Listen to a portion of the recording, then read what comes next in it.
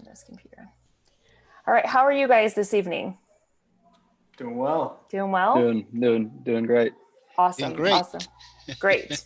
Well, I thank you guys all for being here this evening as we do our second panel this semester. This is going to be the sport analytics panel. I think it's a timely topic considering this is kind of a big trend in sport lately. We're seeing more and more programs across the country being added for sport analytics, more jobs, more discussion in this topic.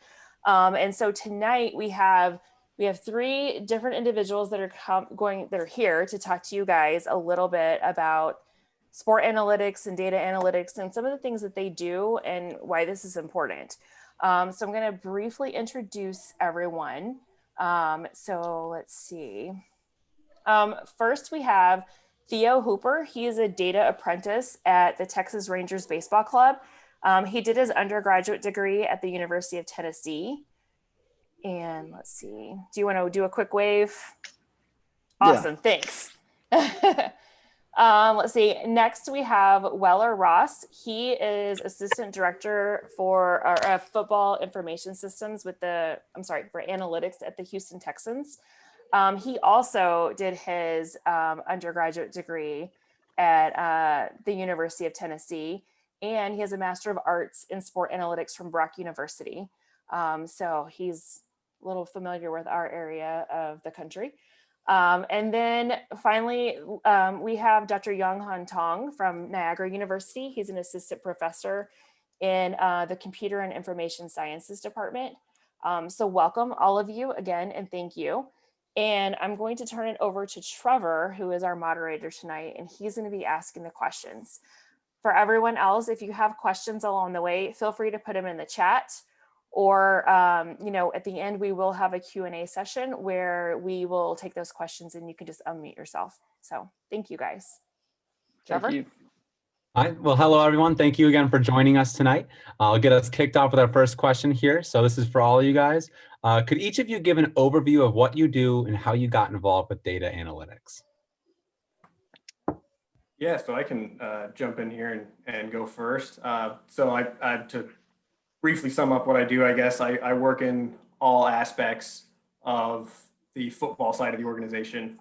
Football is obviously a little behind baseball, so I got my hands in a little bit of everything. So anything from player evaluation to game planning to sports science and injury prevention kind of stuff. I have dealt with all of it and work with all of those departments regularly. And I'm the first actually ever in-house full-time analytics person that the Texans have ever had. So I've kind of been able to build it from the ground up and mold it into my own vision, so to speak. And it's been great. We've made some more hires recently, and so it's certainly growing. Again, not as far along as baseball, but we're trending in the right direction at least. And how I got into analytics, I actually started as a mathematics major, switched majors and did sport management and minored in statistics. I think it's awesome that there's potential for a minor in sport analytics because that would have been an awesome opportunity that I would have jumped at had it been available for me. And then, I got my master's not too far from you guys, just across the border in Canada at Brock University. And now here I am down in Houston. I can jump in after you there. My name's Theo Hooper. If you didn't catch it at the beginning, I did my undergrad at the University of Tennessee. I was a sport management major there. I graduated in 2019, so I'm still kind of closer to some of you guys in terms of age a little bit, but I currently I'm a player development data apprentice for the Rangers. So my main job responsibilities currently are integration and implementation of information. I know that's a lot of I words there, but taking information and technology and applying it in day-to-day player development. So communicating things to our coaches, educating players and coaches and on different topics, things like that. But I do a lot of obviously technology operation, data analysis kind of on the ground floor level, and then I also do some advanced scouting for the AAA club. So Um, I worked at Tennessee just real briefly. I worked for the baseball program at Tennessee, parlayed that into an internship with the Tampa Bay Rays out of college. And then I was hired by Texas in October 2019. So it's kind of where I've been the last couple of years. All right, it's my turn. Good evening, everyone. This is Dr. Tong. I'm an associate professor in CIS department here at Niagara University. I started my actual data analysis when I do my PhD study around 10 years ago. At that time, I visualized the United States the bridge data. I do the web-based visualization system.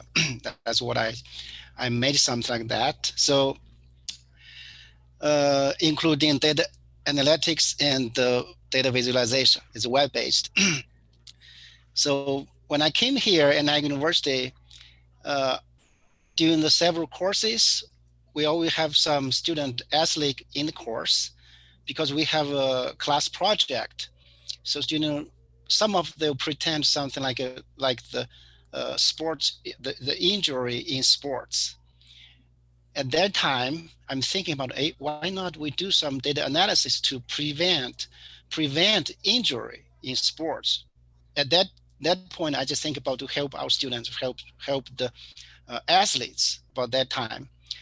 And laterly, I think in 2019, I'm thinking more about sports analytics actually. So that's really because we can. I do the thing, data visualization, machine learning, mobile application, wearable application. We teach so many courses, so we can easily. Looks like I'm thinking about if student can develop some application like wearable. We can collect data by ourselves. How to do that and analyze that. So I'm starting to think about athletic, the sports analytics. Another good reason we have sports management master's program here. So I think that's another reason I'm thinking about this. I'm very excited today, actually. I'm so glad to be here to share with all of you my experience. Also, I can learn something from others. That's really good, really good. I think 20 attendance is not a good number. We should be more, correct? But that's great. That's really, really cool, really cool. Thank you. Oh, hi, I'll get us moving then. Data analytics might be the only math I'm interested in. I never did well in math, and I decided, you know what, statistics might be my thing. It still wasn't my thing. But data analytics is kind of interesting. So thanks, guys. Something new I can learn in the math realm. But in your own words, this is for anybody or all of you guys, but in your own words, what is sport analytics? I can jump in here first again. I would say sport analytics is it's developing statistical models and leveraging data to help provide insights into different aspects of the sport industry, right? And so that can mean a lot of different things. It can mean on the team side of things, whether you're doing player evaluation or game planning type of stuff, or it can be on the business side. There's obviously tons of avenues in business analytics, and those all apply to the business aspect of sport as well. And then also like the sports science and injury prevention stuff. It's big there as well. So, in summation, it's basically just, kind of appropriately leveraging data and developing models to provide additional insight to different problems. That's kind of took the words out of my mouth. I think professional athletics, collegiate athletics, it's really sport analytics to me is just applying the same principles that like a business or a Fortune 500 company would use to aid their decision making or their reasoning. It's just, it's a little more fun to do it when you're talking, in my case with baseball players or, or football players. But it's just using objective information because there is so much of it out there now to, leverage your decisions and try to answer as many questions as you can before you make a decision. But, and then trying to apply the information in the most appropriate way to improve your on-field product. Yeah, if for this question, I may have a short answer, but I also want to add more about that, possibly. So if short answer, maybe just applying data analytics techniques in sports. I mean, maybe it's a simple answer. Of course, you can use other things, any technology based on the development. But I really want to spend in different view to talk about it. First, I'm thinking about from the performance point of view. So based on the data analytics, we can analyze and improve the performance of a player, a team, and a game, correct? And some other things. I think I'm not a sports person, but I'm trying to. I hope you understand that, because all of you are sports person, you understand. A second point I'm thinking about is for the health point of view. That's the very important part. I'm thinking about health point of view. How to prevent injuries in sports. Another thing may be how to improve the health and the safety in sports. That's why we use technology to most important do that. I mean, the third part may be most people really look at that, the business point of view, correct? How to get money, something like that. How to improve the revenue by those game or that game, and how to decrease cost, how to attract audience, correct? How to sell more seats, correct? I think that's another different people to look for that. But for me, I think we have another thing maybe to do from the sports education point of view. Okay, how to think about that by doing this analysis based on so much big data now, we can maybe revise the sports education curriculum, correct? From how to train our little kids to adult successfully, correct? That's I cannot find good words, but I think you understand what I'm saying. How to do that? I'll do that. So something else. Of course, if you want to change another point of view, you think about this. I, as a sports player, I may look at how can I analyze my data? I can improve my performance. Do this way is correct, or do that way is better, correct? That's for individual. For a team, maybe think about that way. How can I do that? So that's what I'm always thinking about that. So, of course, I believe there's some others. If any people who work in sports industry to play different roles, if I have a conversation with them, we can figure out something to do. Okay, that's all. Thank So you. a little bit of a follow-up, I guess, to that question as a whole is how do you choose exactly what data to look at, or what is the data that you guys specifically do look at yourselves when you're in the whole sports realm? So yeah, that is an interesting question, an important question, because you get data from a lot of different sources. For us, at least, we get official data from the league.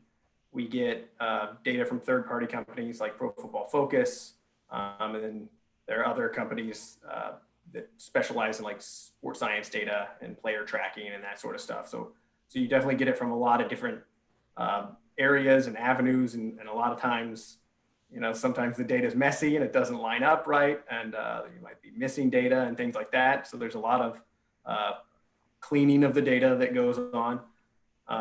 And so, yeah, in terms of which data to look at, you have to, sometimes you use the data to tell you which data to use, right?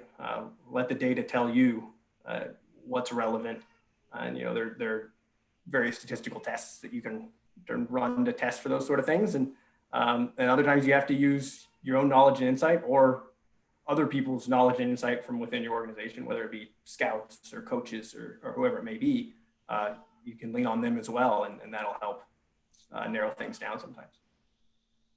Yeah, I think kind of building off that point, like there's so many data sources now, especially in the professional realm. Like, the challenge nowadays really becomes being able to streamline that information and have some synergy between it, and learn how to apply the data appropriately. I think is one big thing that I've noticed, is just having the right balance of of accuracy and you know, substance. But you know, I think if you designed a sport to where everything could be perfectly measured, it'd probably come out a lot like baseball. So there's, you know, there's a lot of different metrics or, you know, statistical revolutions happening each day, whether it's workload, on-field performance, biographical information. You know, there's all kinds of things to blend together, but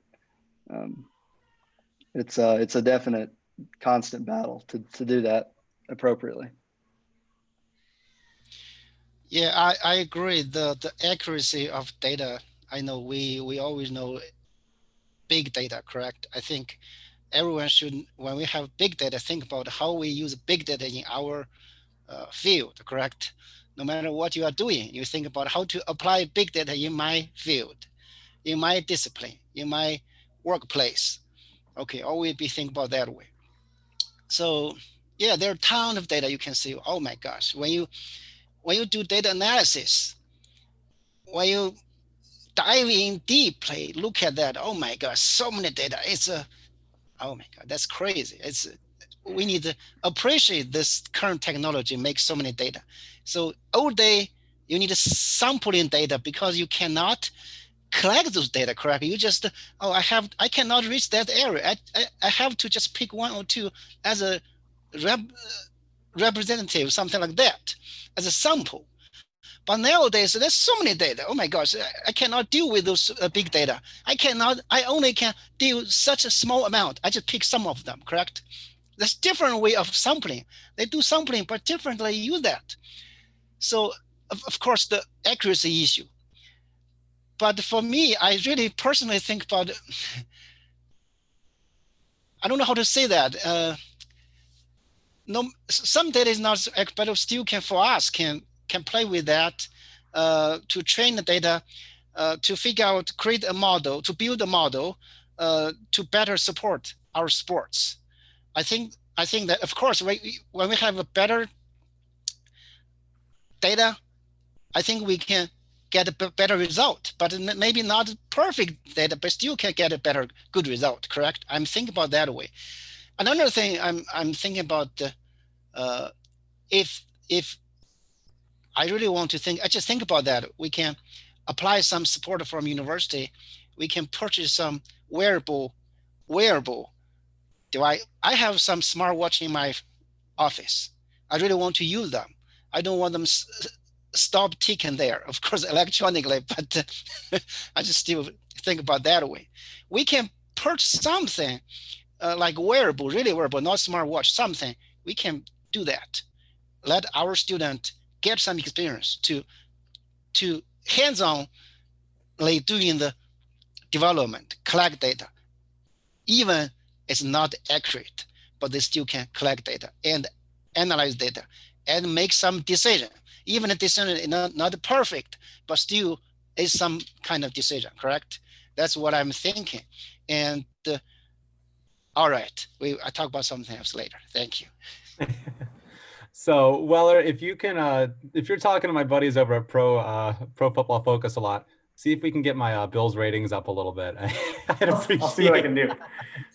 I'd like a little more respect for some of my linemen over there. But, I guess the third question here, and it kind of does relate to a question we brought back earlier, but if you guys want to extend out a little bit more, why is it so important to understand data analytics within the sport context?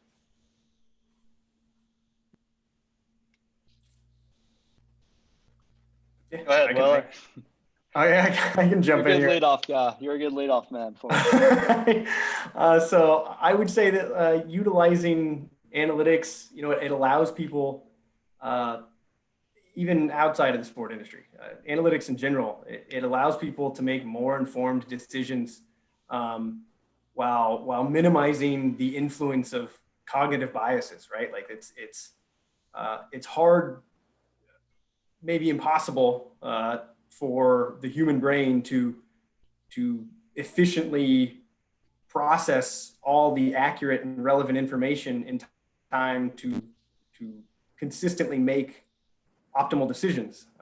And so when you can utilize statistical models that can bring in a wide variety of information and account for it simultaneously and appropriately weight the different information, it improves decision making. And like I said, it minimizes the impact of those different cognitive biases that can lead to suboptimal decision making processes. Yeah, I think, decision making, whether it's, making a call on a player or like, in my role, I have a lot of trying to maximize talent. It's player development. So having the understanding of how concepts can help, digesting information, communicating it to players and coaches, like, having an appreciation for how to handle data, how to talk about it, how to blend information together, visualize it. There's all sorts of things that really go into it. To try to get that message across and try to ultimately get our players better.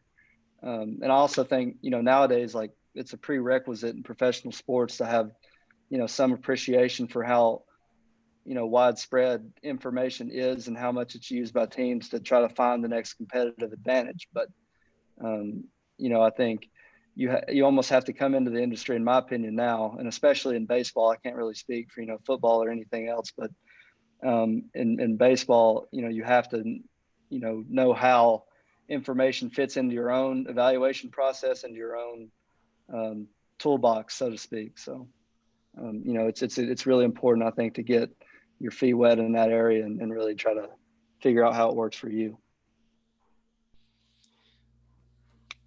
Yeah, I'm these days I'm thinking about this.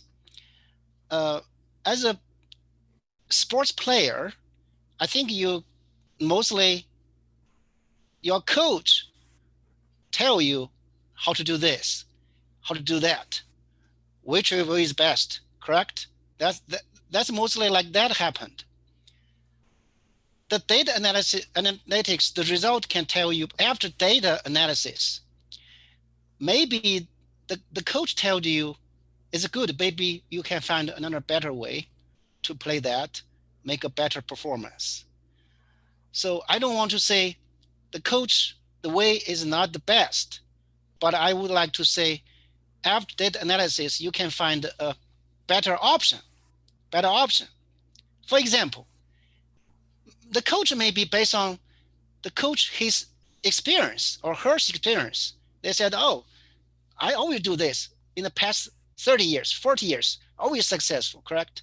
They try to maybe they may make some difference on different players, but they still, I think we think this way. If you change another coach, I think they may do different way, correct? They may do different way. I think mostly not totally same, may different. So we think about that. There must be a different way to do that. But use data analysis. I think that if the model is perfect, but sometimes we may not make sure our model is perfect, but we still can get a better solution or more options. I would like to say this. So I'm thinking about use data analytics. I think everyone knows the artificial intelligence. The machine finally win the game for chess, correct? So I'm thinking about that way. If we have enough data, can we figure out a solution? For example, oh, Weller, you are the best, but after this analysis, you do another way, maybe more best, something like that. I'm thinking about that way. Can we do that? Today I asked my student, he plays basketball.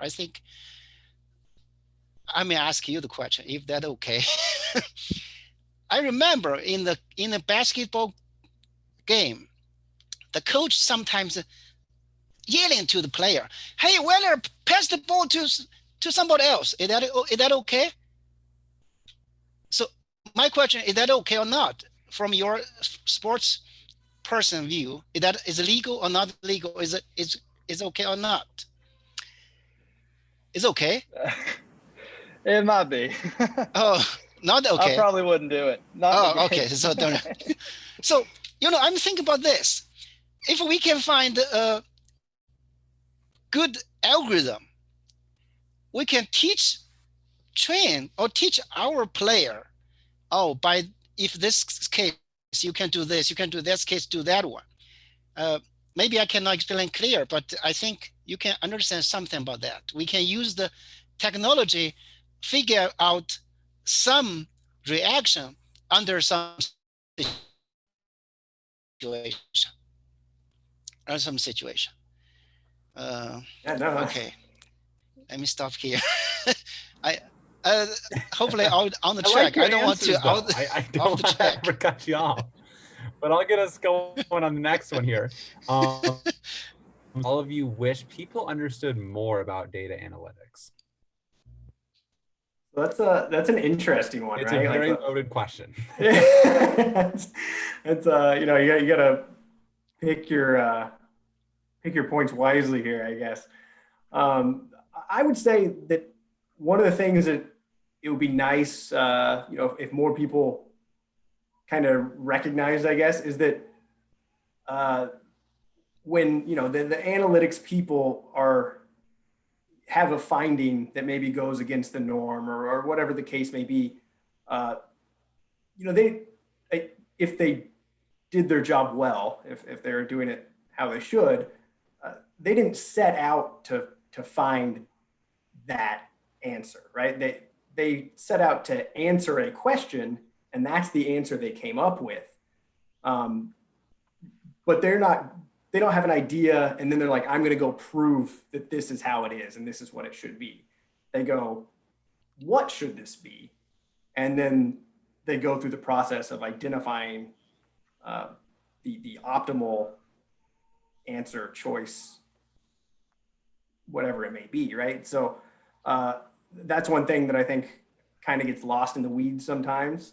If you ever you know see the debates on Twitter or wherever else of like the you know the analytics people versus the non-analytics people or whatever, it's that seems to get kind of lost in translation sometimes. It's not that that person went out to go, oh, you know, I think that teams should do this more often, and so now I'm gonna find the data to illustrate that. They go, what should teams do more often?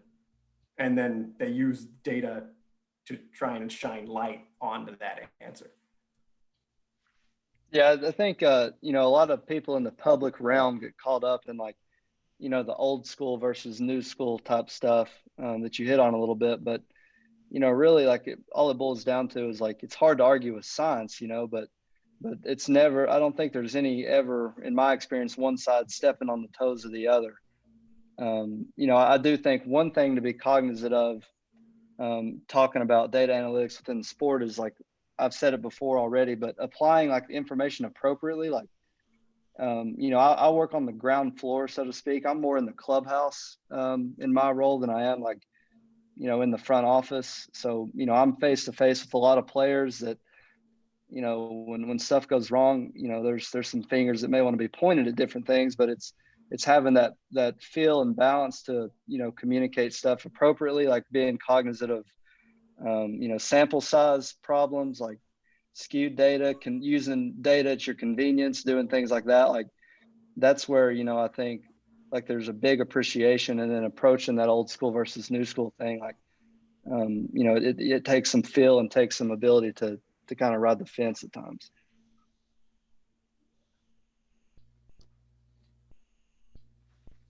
It's my turn to talk about the one thing about data analysis, analytics. Okay, so I don't know if I answered correctly. Uh, I'm thinking about if you want to apply data analytics in sports, first you need to have the passion on sports. You love it. You love playing the data and do that. That's, I think, the first thing first. If you have that kind of passion, you can, I think you can do whatever you want. If you like, you have data, you do that, you can collect data, you can do some analysis, you can predict something, uh, to do whatever you want, whatever you want. I want to share with you something. I actually, yesterday, I download some football data. I just visualize that. I can share with our students, look at that. Maybe you can see, wow, they can do that way. Okay. Can I share screen, Dr. Rode?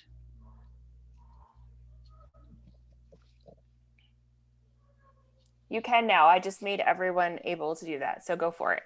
Okay, let me see. Where that? Excel, where is the screen?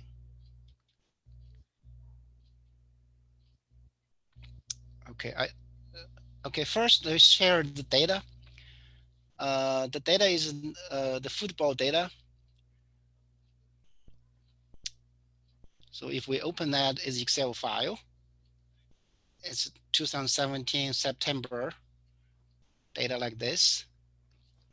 Okay, and then I use Python to read in the data, because the good thing, they have the XY, the location. We can do that. I just use the play ID 44, and this next one is, I think, 68, something like that. They have some frame, each frame, just like play movie, frame 1, frame 2. Okay, let me share the, where that? Okay, let's see.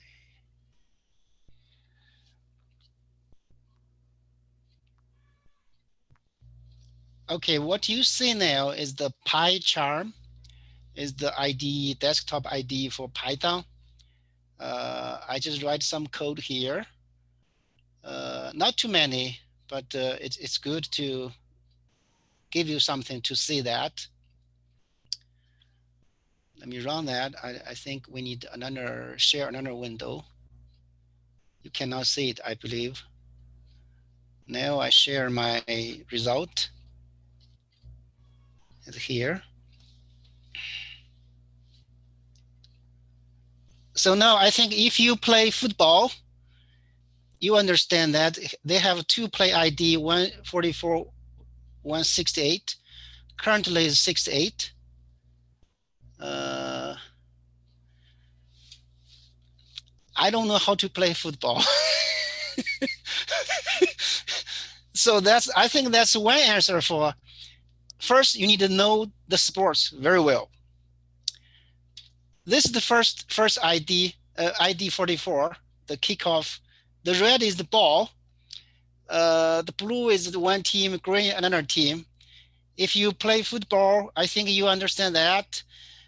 You can tell me, hey, I want to find this. Oh, I type some code to find that for you.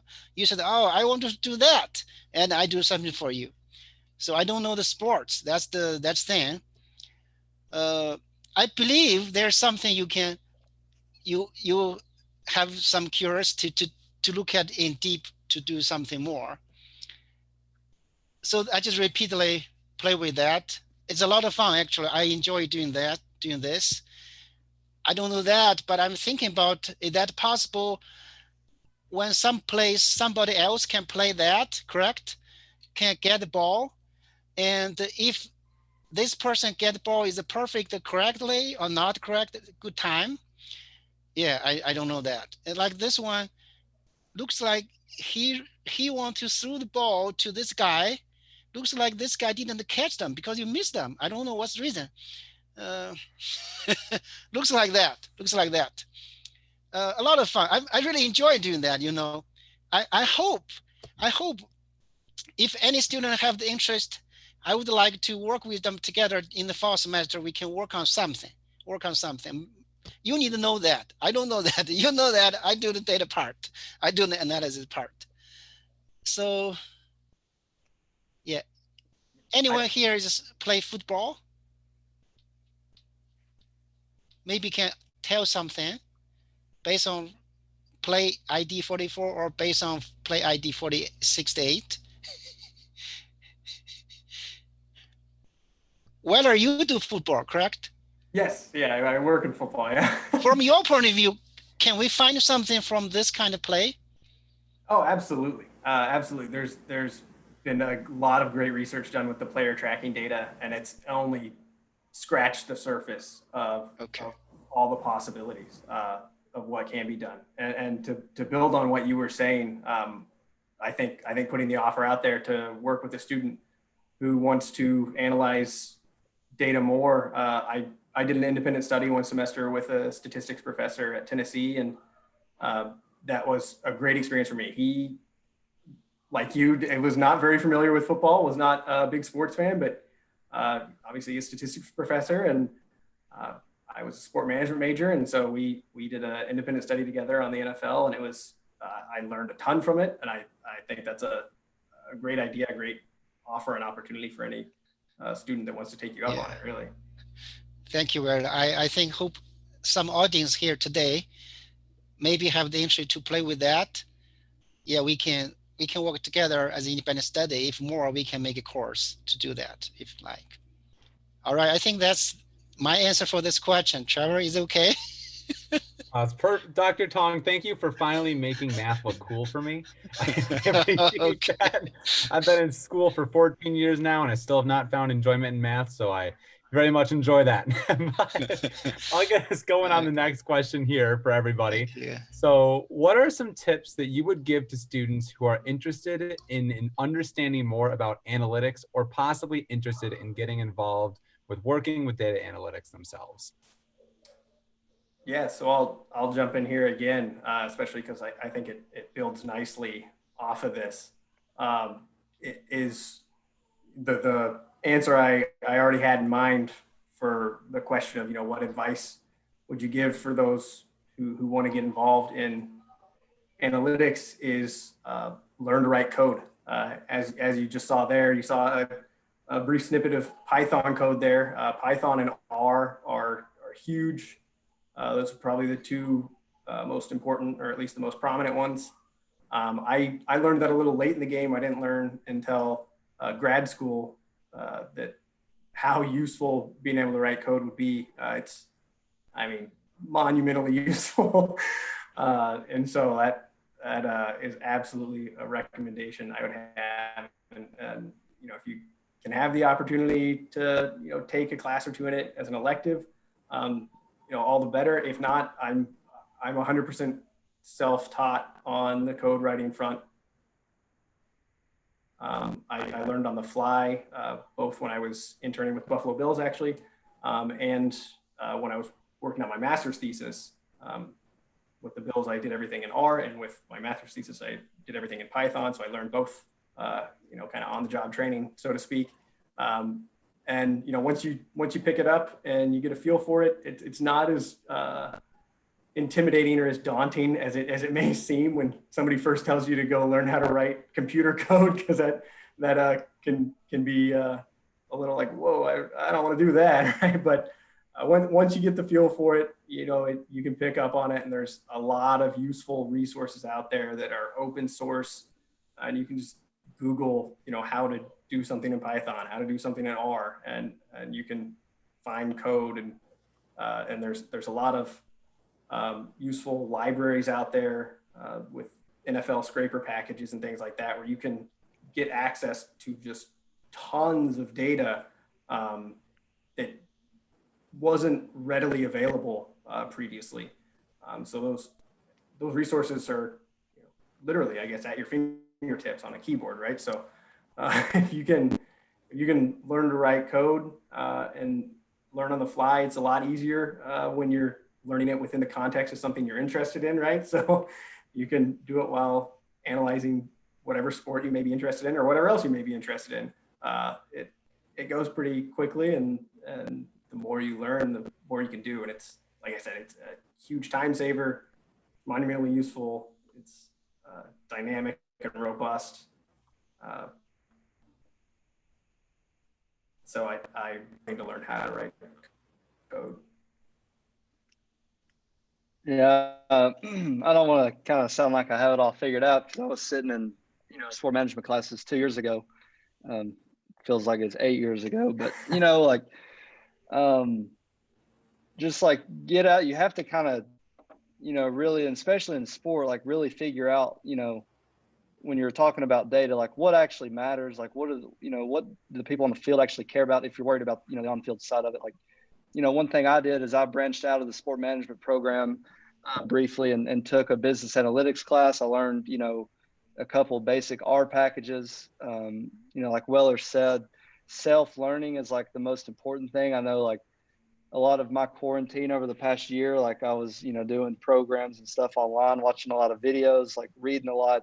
But, really just like if you're interested in that type of stuff and, kind of want to be on the side where the sausage gets made, so to speak, like you really need to, get some experience, like, thinking about what actually matters and how like people in the game now are actually applying the information and stuff like that. But read as much as you can, like baseball, you got Fangraphs, Baseball Prospectus. There's a whole bunch of people blogging online. 538 is a really good website for that type of thing. So, just like anything you can find on that, and just practice. I don't want to jump back in here and cut in line or anything, but just to kind of build on what you were saying about having an appreciation or perspective on what's important. I think that's important, right? Because a lot of times what is kind of, I don't want to say portrayed, but for lack of a better word, portrayed in sport media as analytics may not necessarily be useful or actionable on the team side of things to actually implement in terms of strategy or evaluation or that sort of thing. Now, on the other hand, if you want to go into sport analytics and sport media, there's a lot of opportunities there as well. So, it's just kind of a balance, I guess. They do a lot of things that are super interesting and they're fascinating and are really interesting findings that obviously fans love and stuff, but aren't necessarily actionable. So I guess it's kind of that balance. If you, like you said, want to get on the side where you see how the sausage is made, then having that appreciation for what's actionable versus what's interesting. I mean, both can be interesting, obviously, but having that appreciation and understanding so that there's less disconnect, right, between the people having to make those actions and the person providing the insight from the data. Absolutely. It's good stuff. Yeah, I agree. I agree with both of you. That's really insightful. I agree with that. First, I believe you should have the passion. Okay. As I just mentioned, you have different point of view, correct? No matter from performance for individual or team, or for the health point of view, you want to prevent injury, or you want to keep better health or safety, something like that, or you want to look at for money, or want to run business, just money, or you want to talk about education. I think that you have the passion to do that, and then of course you have opportunity to take class. I think that's better. It's faster than you just study by yourself. If there's no class there, no time to take class, there are a ton of resource internet. If you want to learn, you can learn everything internet, correct? In the old day, I tell my student, okay, just use the library. Every week read a book, or even one day just quickly go through a book, correct? How many books you can read in 10 years, correct? Something like that. But now we tell students, hey, look, okay, internet, there's ton of resource there. You cannot listen all the lecture there, correct? When you listen lecture, there are tons of another new lecture come out. Okay, if you want to do that, you can do that. But I suggest if you can find the professor, take class, that's be faster. But the question is, 10 years later, maybe Python is not good language already, correct? Maybe a new language come in. You need to learn that part. You cannot go back to campus. So you need to be able to self-study, self-taught, something like that. Always, I may expand that a little bit now. I hope Trevor is okay for you allowing me to do that. Thank you. I'm thinking about this way. When new technology come in, you always think about that. In the beginning, I talk about that. Okay, what is big data? Okay, big data, how to apply in my sports. Okay, they talk about, now you talk about esports, correct? Okay, did anyone think about that? Amazing. Okay, I tell you this, amazing, like real sports, like in the broadcasting. I mean, in the near future, in the air station, airport, you will say, oh, this TV broadcast esports, Olympic game, correct? That team is broadcasting real Olympic games, correct? Oh my gosh, it's amazing. Did you think about that as a sports management major? Did you think about that? We have another thing to analyze data for esports data, correct? They have tons of things we can do. We also talk about artificial intelligence, how to apply artificial AI in sports, correct? They have so many things you need to think about that. We talk about security. Okay, how do you apply security in sports?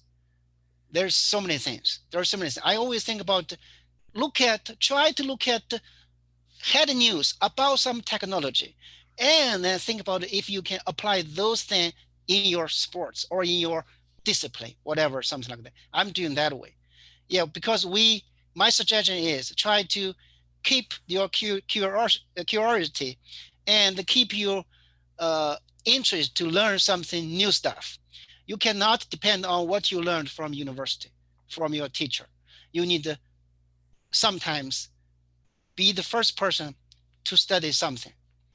When I taught my class smart home application development, no textbook, nothing. Only thing is the documentation, internet. I purchased the first generation of the devices, plug in my office to set up a smart devices system. I need to look at documentation. I tried that by myself, code by line, not work, try again, not work, try again, better, it works. Oh, something like that. So everyone should be that person, correct? Yeah, try to do that. That's what I want to share with all of you. Yeah, you will be fine. For data analysis, you need to have a good background in statistics. And you can learn easy learn language, R or Python, to do that. If you want to do visualization, simply speaking, you can use Excel. I know everyone know that, at least you have background. Or you can use Tableau, or you can use D3, the web-based. There are a ton of things you can learn. That's great. If you want to sit in my class to learn something, or if you want to talk with me, make schedule, I can talk with you. Definitely is an eye-opening experience. Thank you. Okay, so we're starting to get a little more into the student kind of questions right now. So if any of our students do have questions, feel free to shoot to me or the main group in the chat, and then I can start asking those. But I do have one here, and Theo, this is definitely aimed much more towards you, but everyone can answer for sure. But in sports, more specifically baseball, are analytics used a lot now, especially with this quote unquote new breed of managers around? And is there still a point coming where there might not be as much use in baseball analytics, or is that going to continue to be a growing trend in baseball? That is a very long question from Josh, but you can start digging into it if anyone wants to throw into that. Theo, I'll start it off with. For sure. I think when Moneyball came out, and then Big Data Baseball, which is another book, and the new age of baseball, if you want to call it that, really started to emerge. I think the race became like, how much information can we get and how can we use it to make decisions? And that was a lot on the roster end of things, on the money decisions. The title of the book was Moneyball, but now I think that the new, arms race, so to speak, especially in baseball, is how can we use information to maximize the assets that we have? And maybe I'm just biased because I'm in player development. That's all we talk about, is how can we get our guys better and get them, to the big leagues. But, the breed of managers, like there are a lot of forward-thinking managers that are entering into the game. In terms of coaches that I've been around, which is in kind of the same vein, like I think the best ones that I've worked with have like an ability to take, more contemporary topics and blend them into their ability to coach players. So it's kind of combining both. For example, like I do a lot of like pitch design, which is using like high-speed camera and matching data and trying to identify pitch characteristics that we like. But there's a lot of like working on cues and being able to relay information to a player in a way other than just reading it off an iPad. So like knowing when to hit the gas or hit the brakes when you're talking to a player about advanced analytics or things like that is like really important. But I do think like the best coaches I've been around have an ability to take an appreciation for the human element in the game, and then also the more advanced subject matter. So does that kind of answer that question for you? Yeah, no, that was awesome. I'll actually we're starting to get some more coming in right now. So keep them coming in, guys. I like it.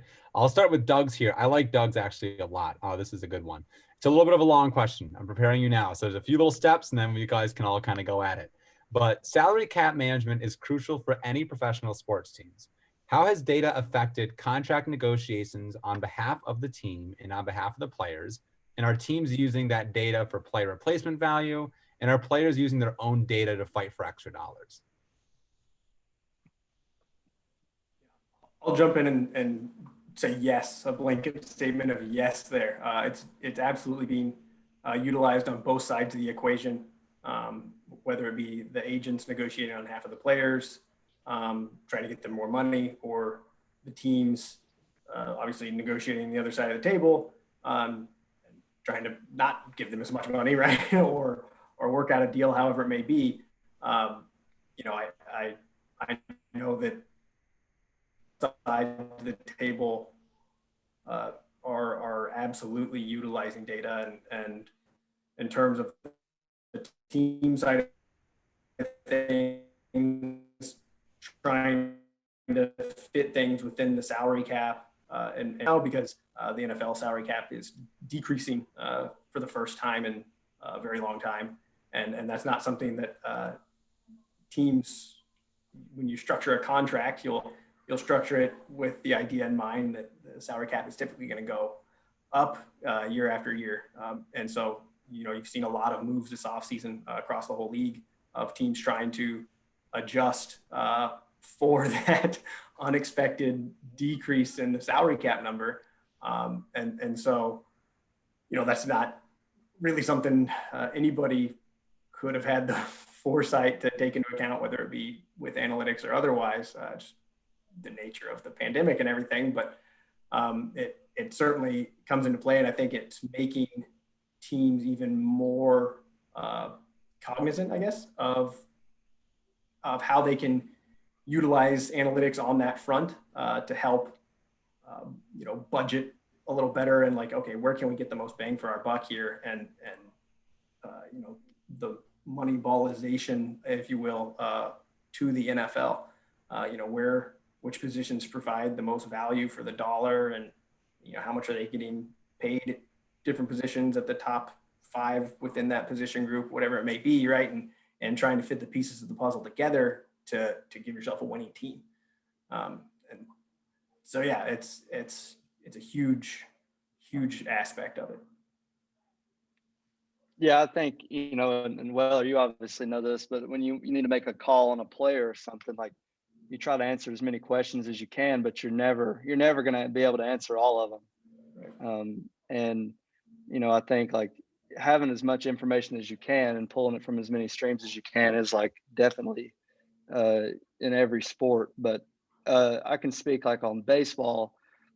Surface level statistics would be what show up on the back of the baseball card, but there's so much that's tracked now, below the surface, that a lot of teams, try to take advantage of low hanging fruit, so to speak, on things they feel like they could maximize. Like for like a common example would be like the Houston Astros. They only draft pitchers that, or they generally draft pitchers that have really high spin rate on their breaking balls, because that's something that, that they target. But that's an example of like using information to try to maximize what you feel like you could develop or get better and save money on.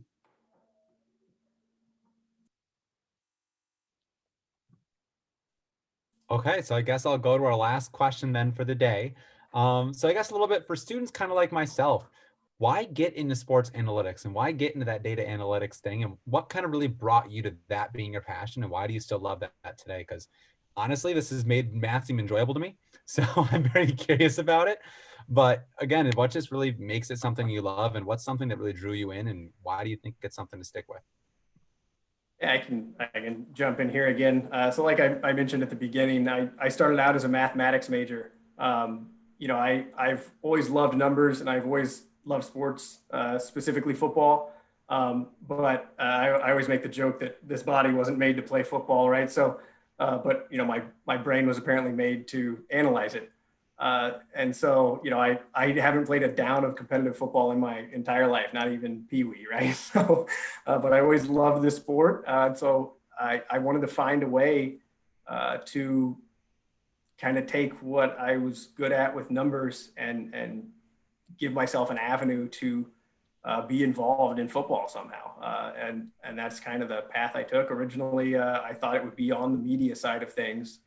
And actually, I got in touch with a guy at ESPN Stats and Info, and that's when I switched majors to sport management, because he said, with the way technology is going, computers can do a lot of the math for you. And so it's, with this industry, it's so hard to get your foot in the door somewhere. You might be better off being a sport management major and just start networking.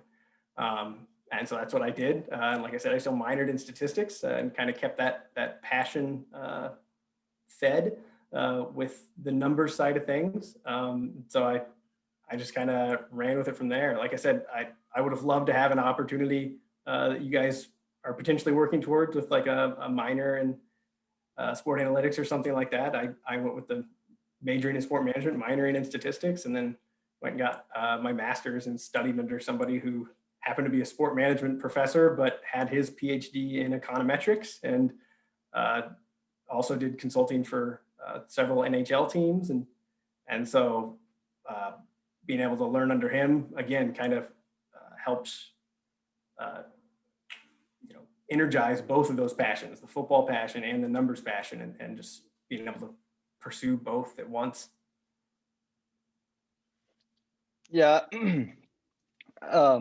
Kind of talking about just, I think I put everybody to sleep here if I started talking about why I wanted to work in baseball. But, just in my role that I've had, now for the last year and a half, like, being in the clubhouse, being around players, trying to help guys get better, like seeing guys go up and down from the big leagues, like that's what I want to do. And, it's kind of like whatever needs to get done, I'm want to be the guy to do it. And right now my role is to, help players and coaches understand information, and I'm still learning every day, like just how to do that. But it's a pretty unique field. It's a growing field. It's a new field, and there's a lot of eyes on it. But I wake up every day with really good passion to try to help guys get better and make big leaguers, which we need a lot of them right now. So.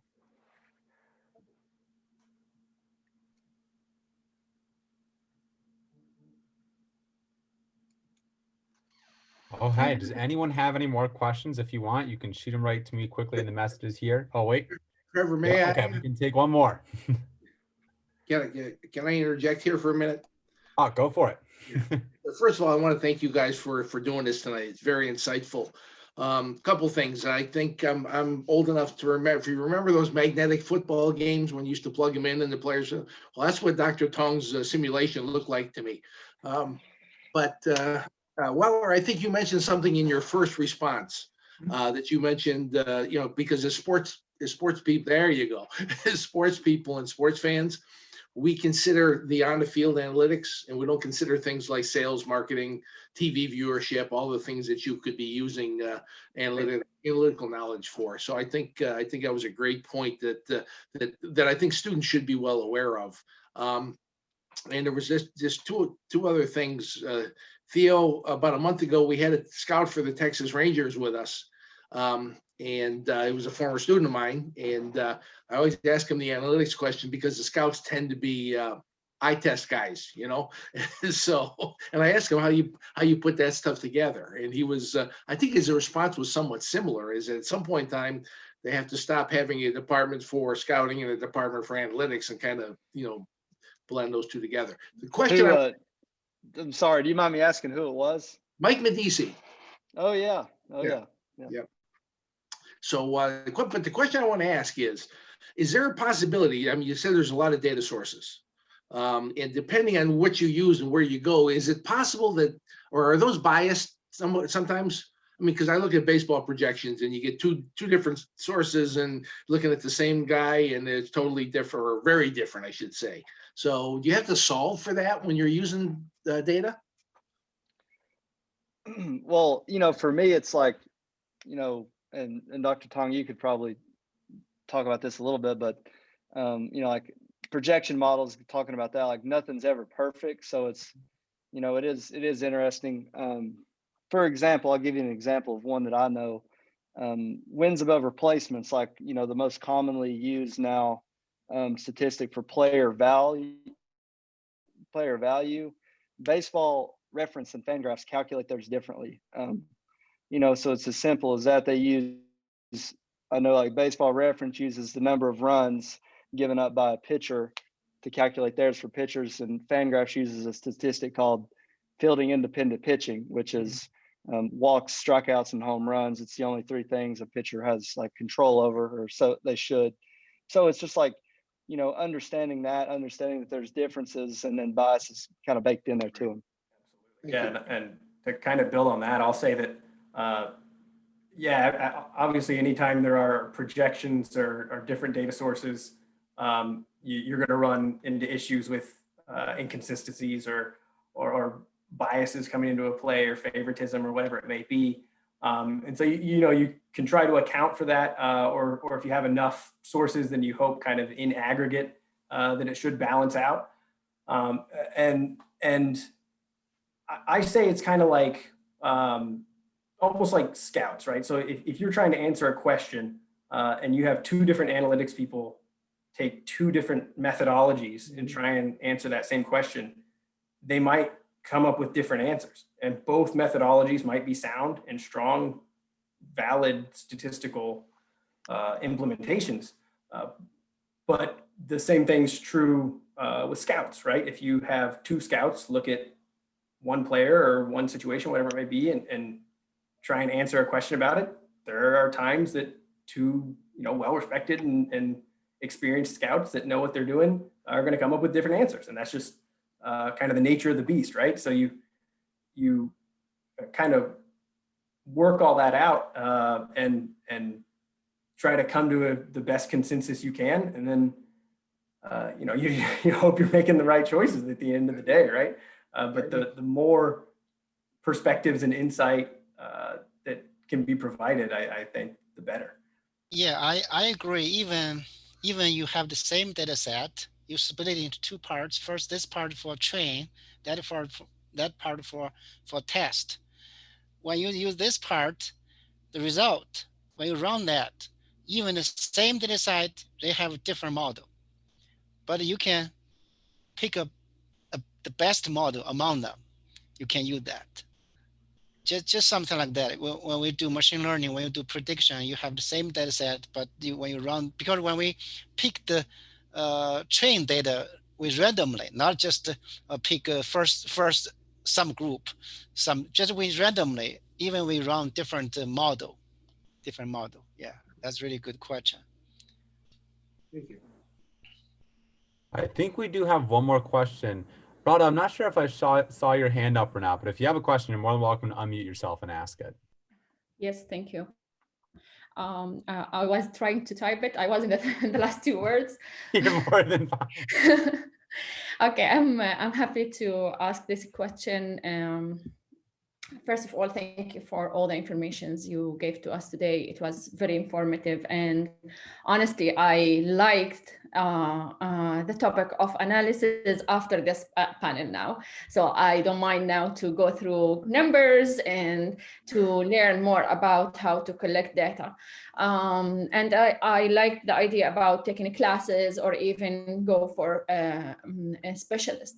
But it's coming to my mind like something when we have the simulation, and when we talked about different point of view from you guys. Like each one of you think different and see the analysis from different sides. So let's say like we're talking about not team and not championship. We're talking about population, like for country or something like this, like a big culture. And we want to collect data to study the effects, the impacts, and to find, as you said, Mr. Here, the conflicts and solution for future.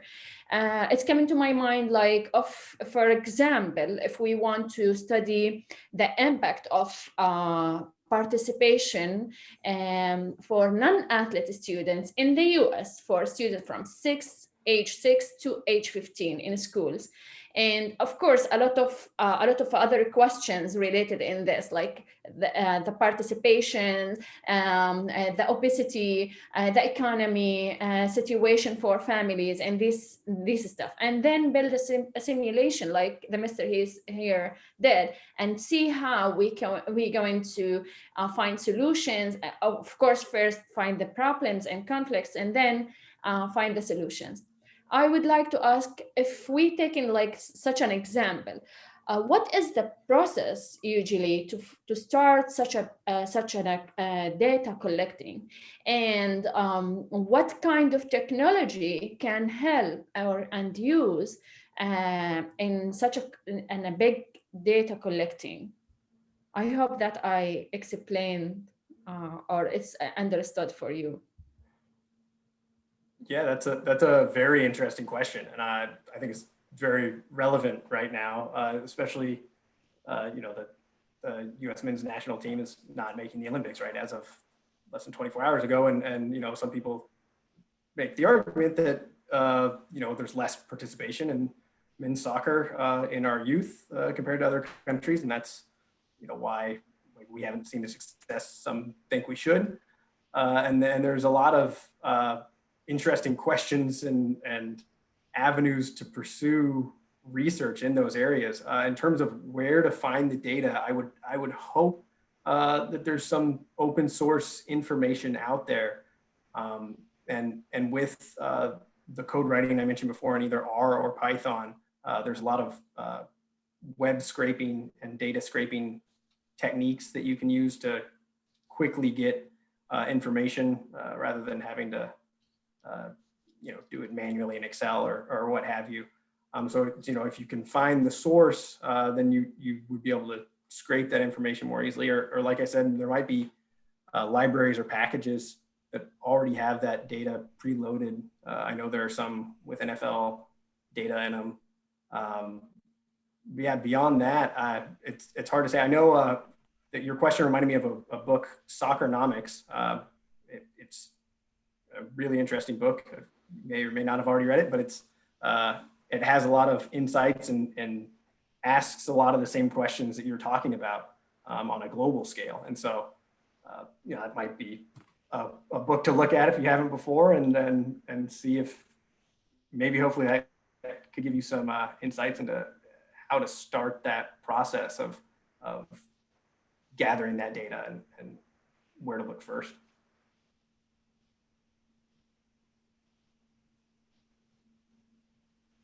Thank you. Thank you.